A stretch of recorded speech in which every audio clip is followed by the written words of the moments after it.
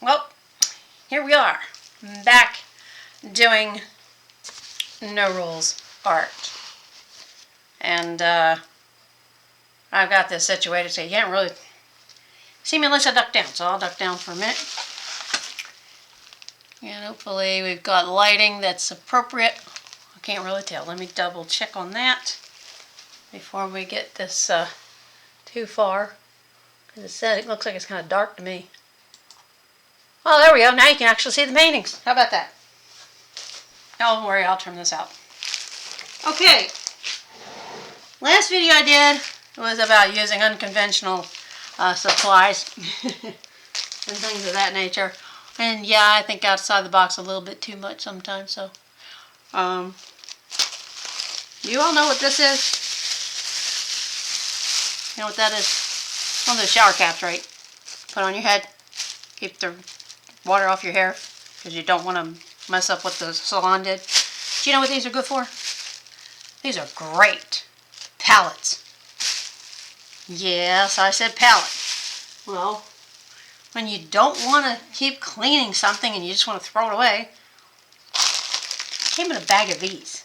It came in a big old bag of, there's 15 of them in here. That's a lot of painting damage. Do you know what they fit over perfect? A dinner plate. So when you're done, you take this off, throw it away. Or you can wash it. If the paint's still kind of wet, you can wash it.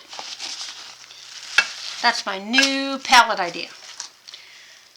Well, these are the two paintings that I did recently, and you all got to watch. One with the greens, one with the blue, where to get the perspective and the depth, you start from the back. Always start from the back, from far away, and come forward. That's how you learn perspective. That's how you learn depth and the change of shapes of things when you're painting. Now, we've just been messing with color. So this is a wet white background. In other words, that's an acrylic paint mixed with the extended drying medium. Covered it all in that white with that medium, half and half. And then start painting on top of it. And having a wet canvas allows you to move the paint freely and play around with it a little bit, get a feel for, just what it's like.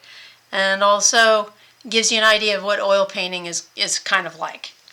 The main difference with oil painting and acrylic is that oil, you have to take very special care of your brushes. You have to use linseed oil, you have to clean them very thoroughly, and this is water-based. So all beginners, I say, start with a water-based, not necessarily watercolor, but definitely water-based, which is acrylic. There's gouache paint. Now gouache paint is an acrylic type of paint, but it dries with a touch of chalk. It feels like chalk paint. And as a matter of fact, it may be chalk paint. You can take pastel chalks and make it as a watercolor painting. I've done that. You take the pastel chalks and you do a drawing on some canvas, and you take a wet paintbrush and then you just paint it. And you let those colors do their thing. And we're going to get to that one of these days. Now we're going to talk about the brushes. For doing your white, or gesso as some of artists will refer to it, background, your wet background, your wet canvas, you normally would want to use a big brush. And for something like this, I could use a 3-inch brush and go maybe 3 strokes and it's going to be all ready.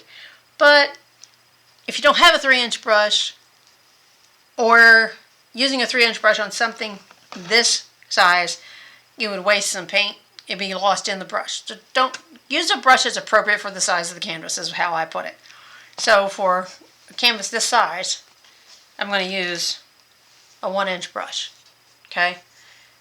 For this size, if I had a 2-inch brush, I'd use 2-inch. If I'm going to use a big canvas like this, well, this isn't really that big. This is a 9x12. I would use the 3-inch brush because you want to do a layer vertically and horizontally. I did that backwards, didn't I? I said vertically, okay, horizontally and vertically. But we did the greens, the shades of green. We did the blue, and I ended up with the blue. It made me think of water, so we had water everywhere. You know. Now, this is the equipment that you want to pay attention to as well. There are different kinds of canvas boards. There is one that just says for acrylic. There's one that says watercolor. As a matter of fact, these little ones are called watercolor canvas. I didn't use watercolor on these though, did I? But if I did use watercolor, these would be the perfect weight for it. But because acrylic is water-based, these are also safe for that. Sometimes you can't find acrylic canvas boards in a smaller size.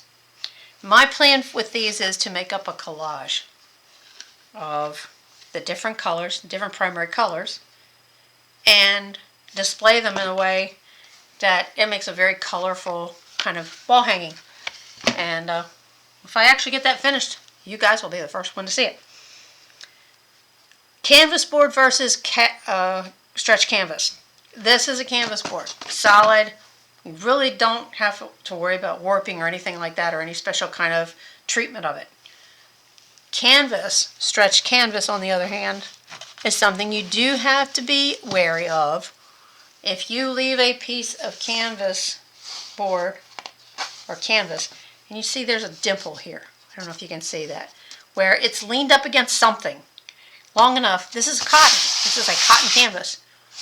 And it's got an initial priming on it. That's why it's white. Otherwise it would be the natural color. If you're a die-hard, old school artist, you buy your canvas natural, you put the primer on it, and then you stretch it yourself. And then you staple it to the frame. But if you're buying them like this, it's already pre-treated. You don't have to put a wet background on there, but you can. And some prefer it. Canvas board, if it gets too wet, I could imagine that it would you'd have to use another one. The stretch canvas, not as much, because it's going to suck it in.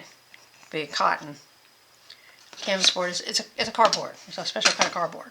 This doesn't say anything on it. It doesn't say whether it's watercolor or acrylic or oil. That means it's a multi-purpose. You could use it for any of them. Preferably not watercolor, because the watercolor ones are special made just for watercolor. I mean, I could do watercolor on it, but I would mostly use this for acrylic or for oil. Now, I know that a lot of you are saying, well, yeah, you can do those little landscape things and all that. Oh, did you notice I actually do have an easel? Ta-da! Do my Vanna White there.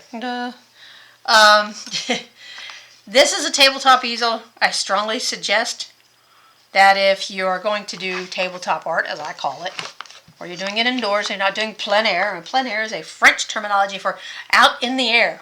In other words, on location. When you go outside and you do your little sketching thing outside. This can adjust by just undoing a few things. I can remember how to lower this.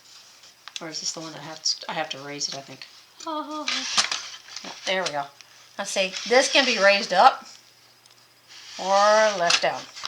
So I'm going to leave it where it was, because that's for visual. And if I had a big canvas, a big 16-inch canvas, I've got a top. Up at the top, you can see this holds the top of the canvas. It was a big canvas, like a 16 by 18. It would fit in here just fine. But we're not doing that with that. Now there is a floor easel style that the top portion slides up and down through the middle, because it's standing on the floor and you need it to be able to move your picture up and down, that sort of thing. This actually adjusts to more vertical or angled back, and you want to lock it in place. For some reason this one wasn't locked in place. It is now. So that's the tabletop easel. These are tools. I figured I would touch on those. You want to, if you're looking at the kinds of things to get brushes, a chisel edge brush, which is straight across like that. You have a rounded edge brush, which kind of is rounded across the top. Round edge. Then you have your fan brushes. They come in different widths and different bristle types. That's a fan brush. And liner brushes come in all different shapes and sizes, and some are really tiny liner brush and some's a little bit bigger. So this one's super tiny, and that would be a next size up for detailing. So you're probably wondering how I can say that anybody can draw a straight line. And you can. It's a mind game. Most people want to draw a straight line by watching their hand go, right? So you're watching your hand go, and instead of watching where you want to end up, you're watching your hand, and you're trying to make that straight line go with your eyes from your hand over. It doesn't work that way. You have to trick your brain a little bit, and I don't know if you're going to get to see this, as I'm going to have to cover it up with paint anyway, is you want to draw a straight line. Put a dot here, okay? Put another dot on the other side, right? Instead of watching your pencil from here as it comes across, you focus your eyes on where you want to end up. You focus your eyes on where you want to end up. Do not watch your hand come to it. Keep focused on this and bring your hand to that dot without watching your hand. Well, I kind of veered off because I'm sitting at an angle, but that is a straight line. If I did that the other way, if I watched my hand, watch this, if I watch my hand, okay, I'm watching my hand, where's that spot? And not so much, I got some dips in there. The paint that I'm going to use is going to cover that up. So you can draw a straight line. You just have to train your brain to bring your hand to where your eyes are looking. And you'll draw a straight line every time. Trust me, I know. I've done this before, and I didn't believe it until it was showed to me, and I said, oh, really? It works. Oh, gee, I didn't know that. I did not know that. Now, I have been debating on whether I should start a background with a black background or a red one. And the reason why is I've never done a red background. Done black, done the white, but I'm thinking kind of a sunset-y kind of mood.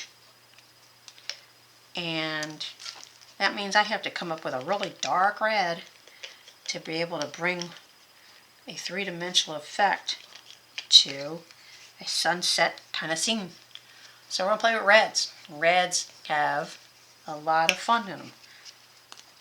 You want to have if you want your background basically all red, you definitely don't want gouache paint. And I brought the wrong paints over here. I thought I was bringing over my acrylics.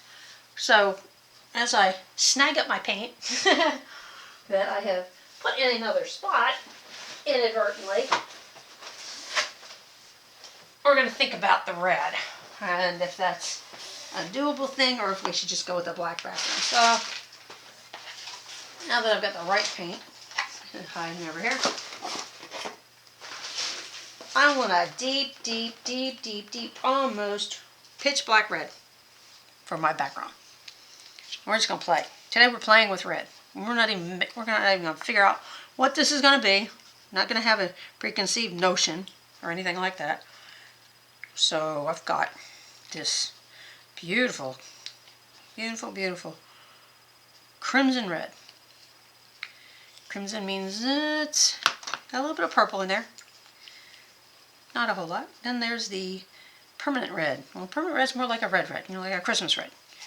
So I'm going to mix those two together and see what I get as far as just putting it on the canvas goes.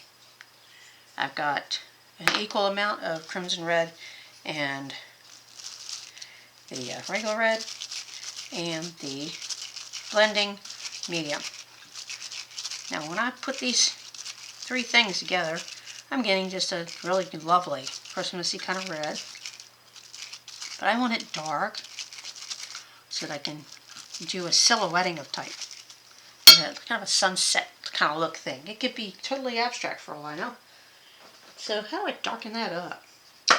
Well, I can darken it up by adding a rouge. What is rouge? Sounds like a makeup. It's got a purplish tint to it. Not very dark. So I think we're going to have to go back to the old reliable where you add black to something. And that's going to make it dark. It's going to make it that dark, the black background kind of red. That's what I'm looking for. I'm looking for the same effect as a black background, but have, as you put other colors on it, mainly white, how it makes it stand out. Now this is like a smoky kind of, it's almost like a brick color. Not sure I like it, but maybe if I were to add that other red back in there. Oh, this is actually, it's a darker red. It's not that bad. And I'll show you that the regular, I call it the regular red, which is the permanent red. That's what they call it. Permanent red is a regular kind of red. Just like you think of an apple, red apple. And so I'm adding that back in there. Let's see what I get. And if this doesn't give me the shade, I'm definitely going to make it a black color. So, well, let's see what we get. Well, it's kind of a blackish red. Now, I'm not crazy about it, but I'm not hating it. Because I know that once I add certain things to it, it's going to change it. Now, I'm thinking, remember I said a sunset-y kind of thing? That's kind of like what I got stuck in my head. And this has a really dark hue to it. It's great for doing silhouetting. So, with that in mind, now I've got to give that red sun in there somewhere. I'm going to put it to the, probably to the left. So I'm just going to take red just by itself, that permanent red just by itself, and I'm going to stick it in there, like this. I'll put it right in here. Where's that red? Just right there. I want it to have a little bit of a pop, just like that. Now, I need to give the impression of that there's even lighter shades of red in this sky. So I need to have some white available for that reason. Just put a little dab of white down here because I don't want to use too much paint, and I can always add if I need to. So with the makeup brush method, I can do that with this 1-inch brush just by using the tip of it. So I'm going to take some of that white into the tip of the brush, just like this, and then back in that red, just like that. And then I'm going to go and do my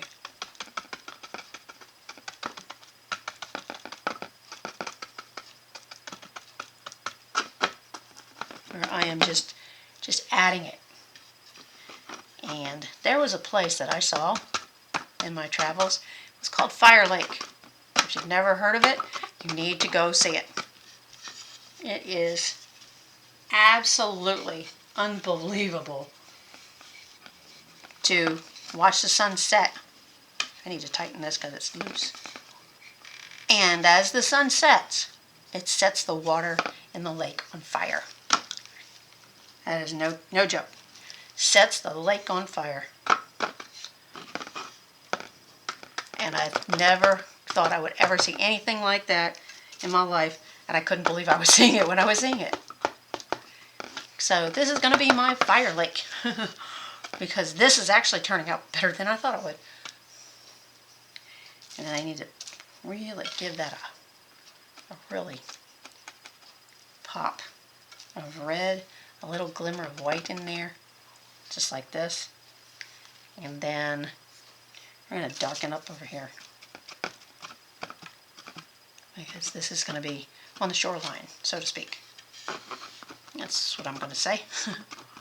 And I'm just going to frame it out. You know, this is going to be water. Oh, this is going to be that water that reflects that beautiful fire. Should have adjusted this beforehand. And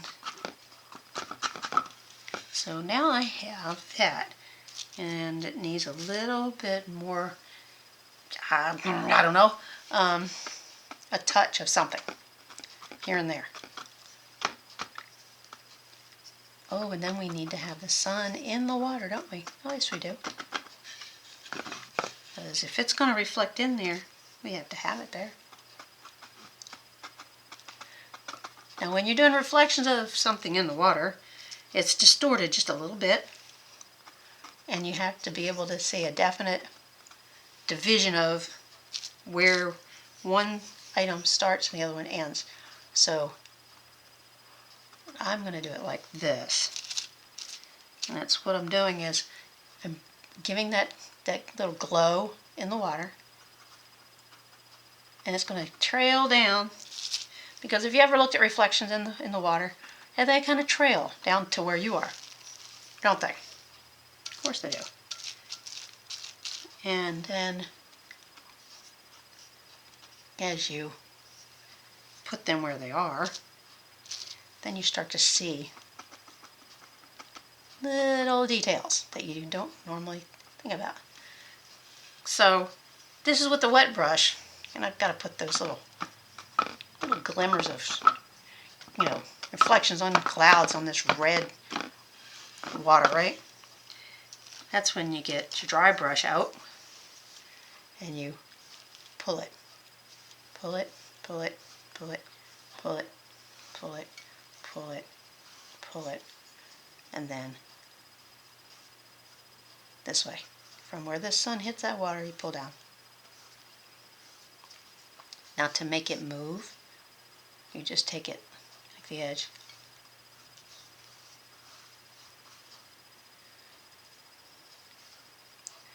Now don't be upset about taking something out of your picture, because you can always put it back. So I kind of put a little too much pressure on it and took my little sun out of there. So now I can put her back in there by going just like this. Putting it back in that same sky area.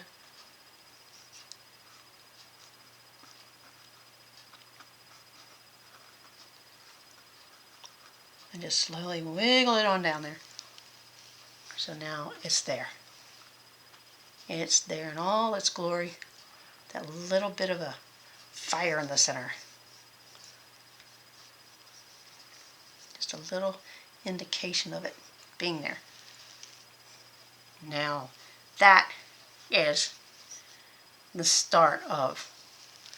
So, for any kind of greenery, you just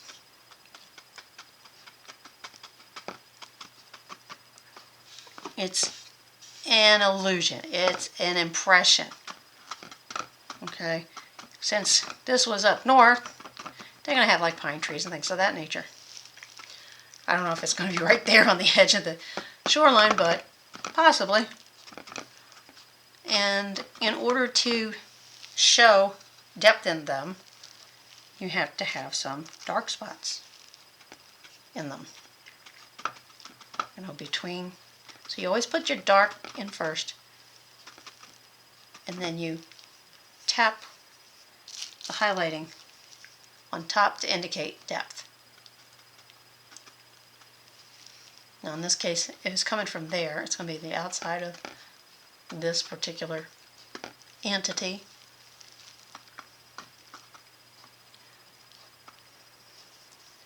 The water is basically done.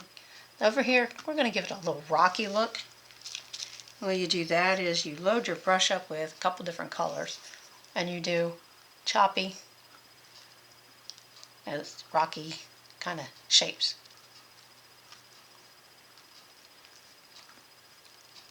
And you're doing this to give the illusion that, oh, it has a top, and it's got a reflection on it, and then underneath is your shadow area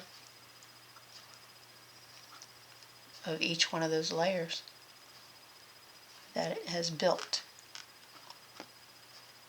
You turn your brush around, and you can leave that thick thing on there, thick look, so that it gives it a, I don't know, what they call a coastline look. And then just have it slowly go down towards the water line. So this is going to be like the edge of the lake. And if I'm going to have rocks on that side, I guess they should be on the other side, don't you think? Now these on the other side aren't going to get as much light, so they're going to be a little bit deeper in tone.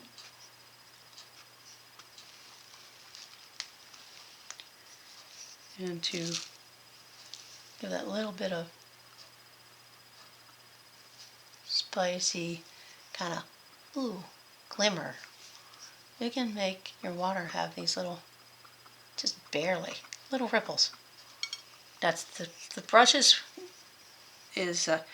drawn across the palette like this until it gets a nice thin edge, and slightly tap it into the white.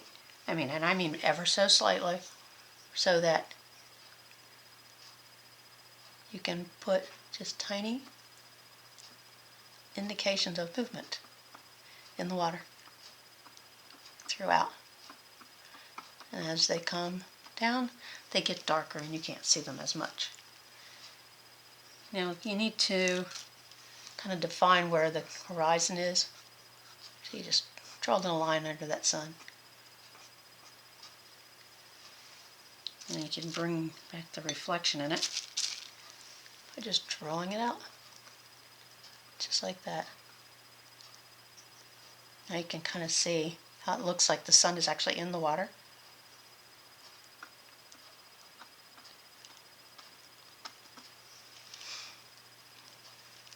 Now to show more depth of this, you need something in the distance that kind of is there. So you put this some kind of little tree or something that's reaching out, but then coming forward closer to show perspective, you're going to have something that just reaches over top of it enough to say, okay, I'm more important. And then beyond that, even darker, because it is closest to you. It's furthest away from the light source, but it's closer to you.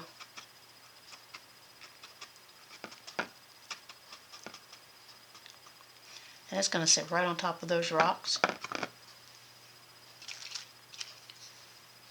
There's going to be some of that dark, distant sky kind of thing going on. Could actually be another tree of sorts. Now I have not changed brushes. Not necessary.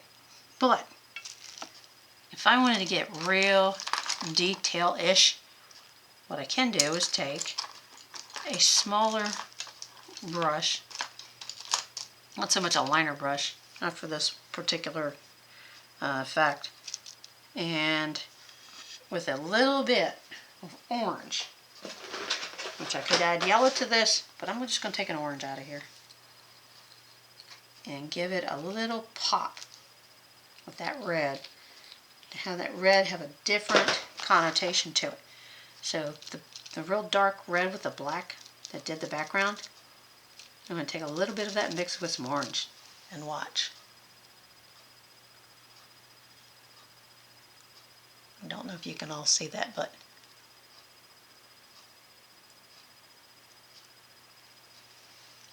with that little bit of orange, I'm drawing some more into there. Gives you a feeling of, oh, that's a different kind of tree. As a matter of fact, it is. And it's going to have its own little trunk. It's going to show that it's,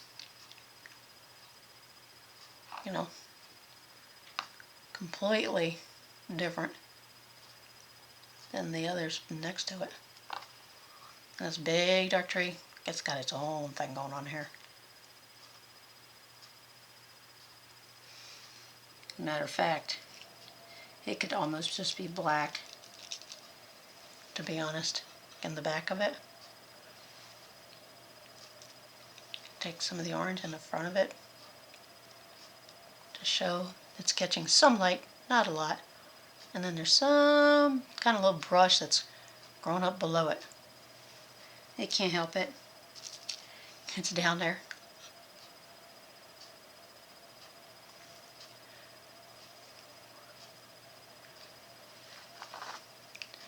Now I gotta look at this from this angle so I can see what y'all are seeing. Let me see what we got going. Well, not bad. But this over here needs some help. So we're gonna put some little what do you call these things? Sun catchers. Sun catcher plants. Okay. These little sun catchers are on top of that rocky ridge. Let me turn this just. That thing did tilt, didn't it? There it goes. So it's going to catch that little bit of fire from that sun over there. And this tree behind it is going to catch some just on the top. That's usually how they do. They catch the rays at the top. And then it gets darker as it gets down. And then, of course, there's your trunk in there.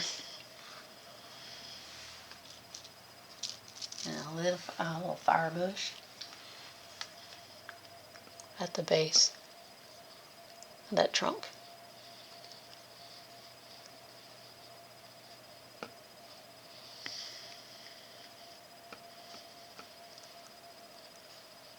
And this is a little something just kind of sitting on there. I don't know what it's doing on there. But this is where you just use your imagination. This is your own interpretation of something, and mine is a little bit askew.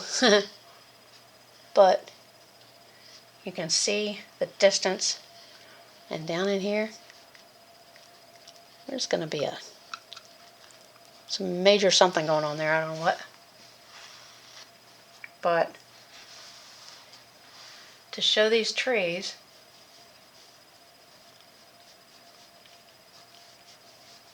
I can give them some kind of woofy branches, or the ones closest to catching all that different light forms.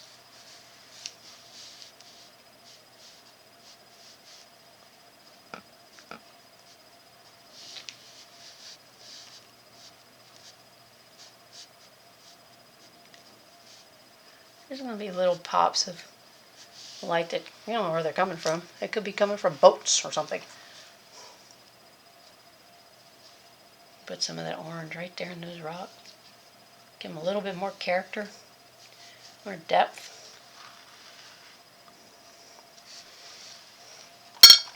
And to have that wipe off your brush for your dry brushing and just kind of bring it across. Give it something to show that it's really fluid right there.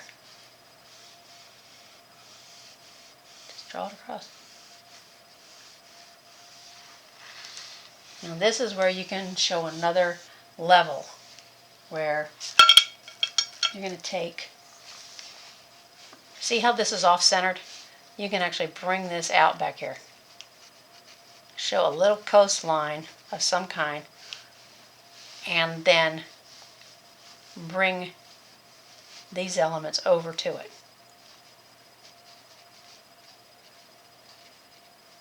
So there could be a little tree right there, and that's his trunk. That's sitting right there on the coastline there. Just like that. But then there's this big, massive thing right here. Right? And it just takes over the whole rest of this side, except for the very bottom, where these rocks are going to say, hey, oh, we're down here. You mind? So if you ever seen rocky kind of inlets and things like that, you know how they look, and you can duplicate them. A little single tree out there on that little inlet look. Well, it doesn't realize it's being overshadowed. It's taking on the little lights from the sunset. And then, of course, down at the base of it, it's picking up a lot of that too.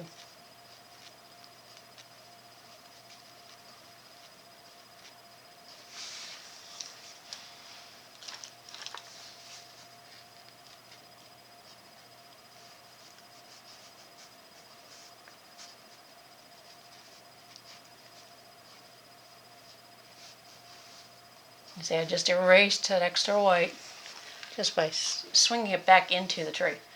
And on the back side, though,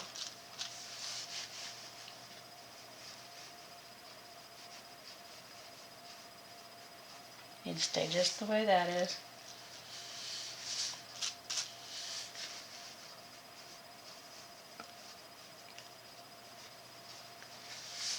Then to make it have the depth between trees is where you put in this really dark color. Okay? You just stick it in there. Because we didn't start with a black background, that's why we're having to do it this way. And then you can actually shape that other tree into being in front of it. Because this one's going off the page. This is such a big tree, we don't even know where that thing's ending up. We just know that it's huge. And even though that one is huge, there's another one right here that's trying to outdo it. You can just see the hint of its trunk right here. Now if I wanted to make it real distinct between these two, same thing. Just put some more of that really dark color in between the branches. And that gives it that depth over. So I really only used the red, the white, a little bit of orange. Not much.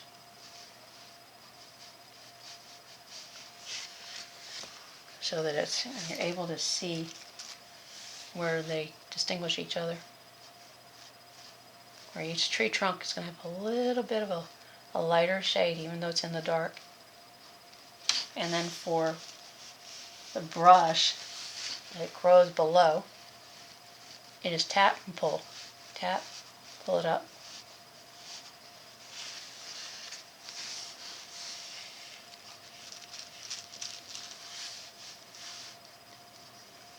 I like this little tree out here. It's like kind of, it's there, but like, is it there?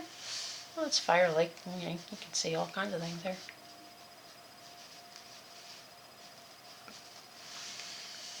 But these darker trees,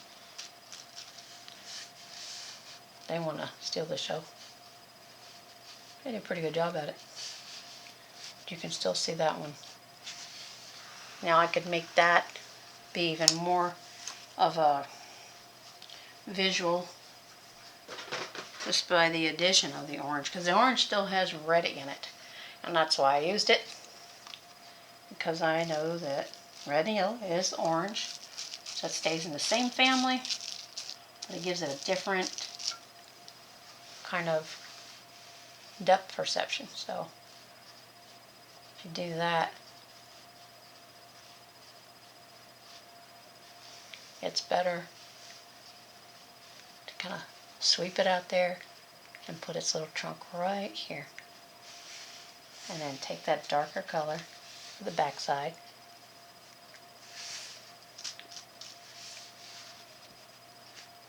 So you can actually see it. And it's like, oh, that little tree is being covered up by those big guys. Well, they're trying to. And then these can have that dark trunk. Actually, there's another one hidden back of that one. Just like this. And then use that orange as a way of saying, there's some light grasses back there. They're actually in the front. Even though it's shadow, there's some movement. And on that little tree that's so close to the shoreline, it sees a lot more.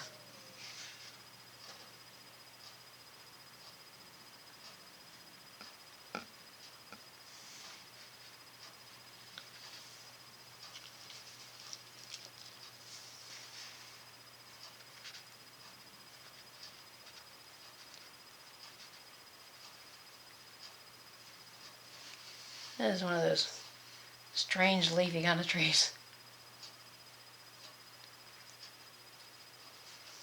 So I just want to bring out that particular shading. Because it's always easy to make it something dark.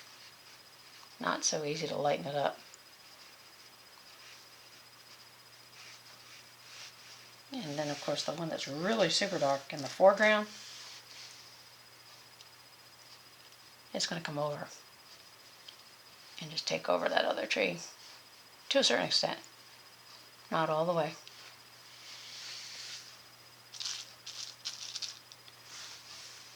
On the other side by the, it's just doing its own thing over there. There's like bushes on a hill, not really trees.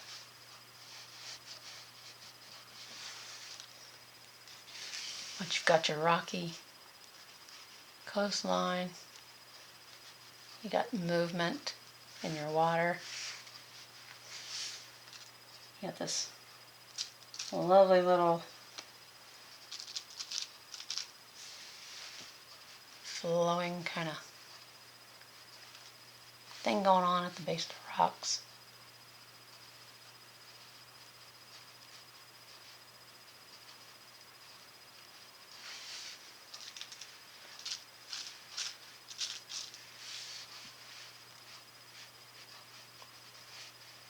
So that sunlight is doing a dance. Every spot I can think of.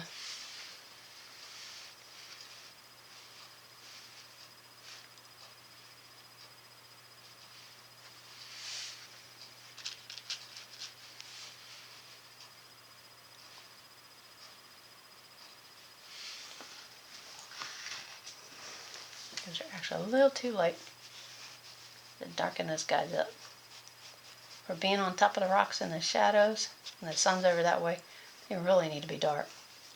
But you still need to see them. That's when you get to play with varying shades of dark and light.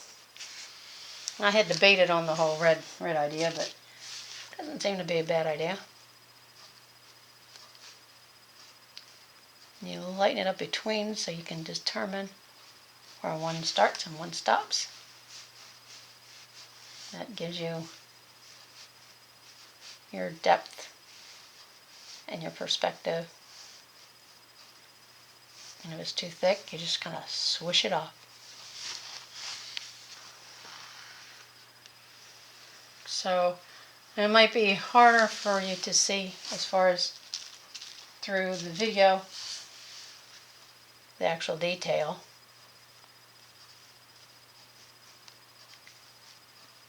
But it's very easy to do something that's just, you just touch and then move it to the side.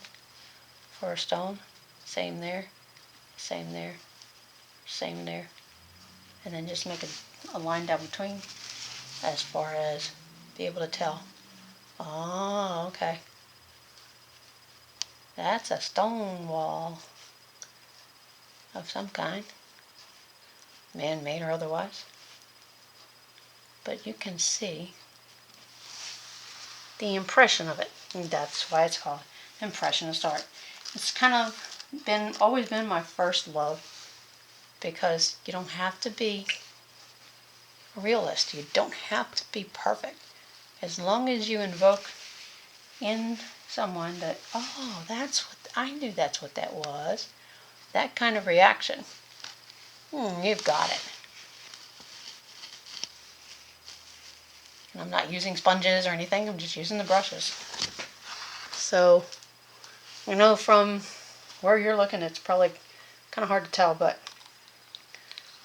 this is with reds.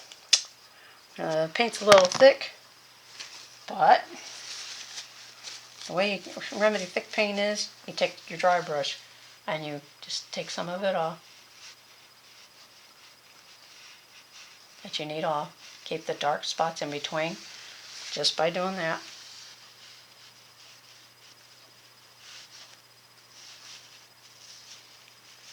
And do your swooshes, or however you want to call them. And maybe some branches kind of look. Put that texture in there. And then just smooth it down. Just lightly smooth it down. And do not destroy your trunks. That's the hardest part, not to destroy the trunks. But that's the reds. That's a fiery lake. There is such a place. There's a real lake that makes the water look like fire, and I mean it is red as red can be. I have never seen anything so amazingly gorgeous in my life as Fire Lake. Look it up. Go visit it. You'll be glad you did. And I'm glad that you all are giving me an opportunity to share this unconventional as it can be type of style that I have. Sometimes I use everything but the kitchen sink. And that's okay, because it's still considered art as long as it's being created. And don't let anybody else tell you different. And if you've enjoyed any of my little artsy instructions, please leave me a comment. Let me know if there's something specific you'd like to see. I'm going to do some color dabbling in the sense of an abstract kind of version of some things. Sometimes I almost just want to make that a big rocky wall, just for the fun of it. And I haven't done that yet. But rock walls are really fun. And they're not too hard. They have a lot of character. So I'm putting this one a little bit darker just so you can see the lighter shrubbery down that way. And darkening the base, because it just makes it so you can see it better. But I hope you do enjoy these. Please like, share, comment, definitely subscribe, and something specific you would like to see, let me know, and I will do my best to fulfill that request. This is Crafty Sue, and Crafty Sue is a no rules art kind of gal. I just had to brighten that red sun up, didn't I? Yeah, I did. Some little things in here. And then I'm going to leave it alone. Because I need to leave it alone now.